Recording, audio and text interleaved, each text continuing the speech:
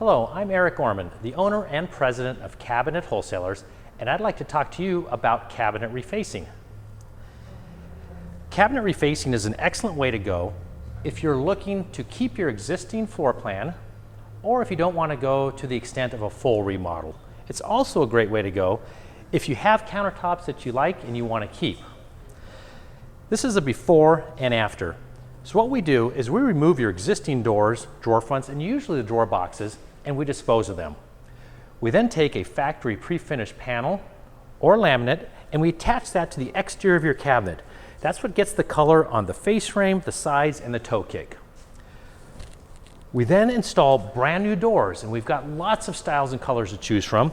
We use the 6-way adjustable European hinges, new drawer boxes, the same ones that you would get with a custom cabinet, English dovetail, soft closing drawer glides. We then install handles and knobs and all the trim pieces. Now we have several ways to do your reface. We do thermofoil and wood, of course, but we're also most excited about our CW Signature line. It's more durable, it's more heat, scratch, and water resistant, and we're the only company that offers the industry-leading lifetime warranty on it.